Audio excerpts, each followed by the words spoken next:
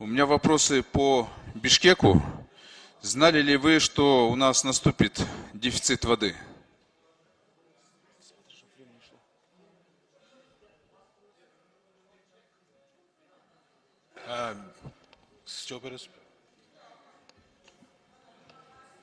Дастан Далбаевич, это вопрос Бишкеку?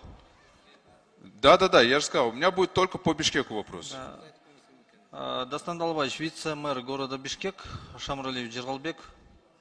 В данном именно то, что на сегодняшний день у нас проблема по Арчабишику у нас уже на протяжении Не, подождите, вы знали, что будет дефицит воды?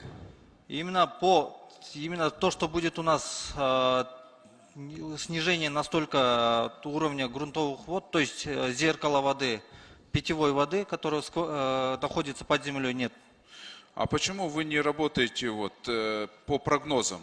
Работаем. Но Ну, вчера вот нам Академия наук говорили, что рекомендации отправляли, никто не читает их.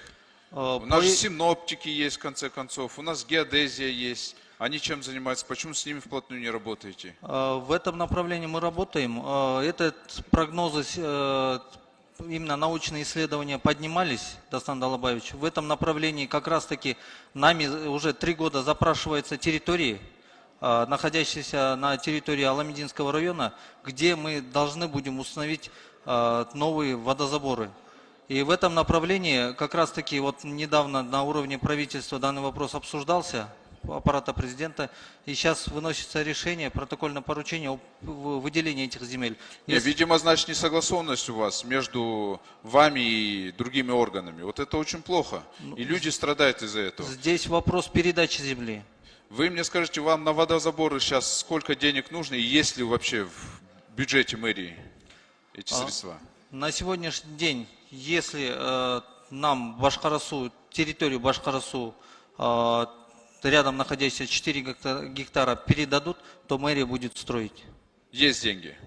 Найдем и есть. А вот почему Кабмин тогда с трансформацией земель или с выделением земель не помогает вам? Кабмин на сегодняшний день уже вынес протокольное решение о выделении. Надо как вскоре это же делать. Почему вот в это время, вот вы скажите, выдаются разрешения на подключение к водоснабжению, когда воды не хватает?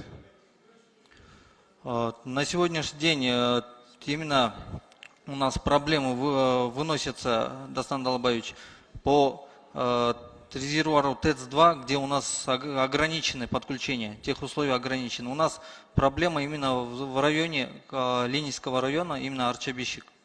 Не только там проблемы, в микрорайонах тоже проблемы. Потому вот что мне они... пишут, с микрорайонов тоже пишут. Да, потому что это один Алтын-Ордо водозабор. пишет жилмассив. Один водозабор. Ну, решать же проблему же надо. А вы даете на подключение многоэтажных домов в жилмассивах, когда там у них воды не хватает. Понимаете, что вы делаете? Надо же эти вещи запрещать же, пока нету доступа к питьевой воде. Скажите, сколько из абонентов в процентном соотношении имеют вообще счетчики? 12. 12%. Это же крайне низко же. Согласен. Поэтому сейчас именно в режиме пилота мы собираемся именно охватить Арчабишик полностью счетчиками. Не, надо в срочном порядке весь Бишкек охватывать. Водопотери огромные же происходят. Кто-то свободно пользуется без учета, а кому-то приходится с учетом платить. Это же несправедливо же. Отсюда все и потери воды. По оросительной системе, вот вы скажите, сколько из-за отсутствия оросительной системы происходит потеря чистой питьевой воды? Считали как-то? На сегодняшний день норма потребления воды составляет 170 литров на человека в сутки. К сожалению, по факту мы фиксируем то, что эта норма превышена намного. Сегодня она превышает даже 500 литров.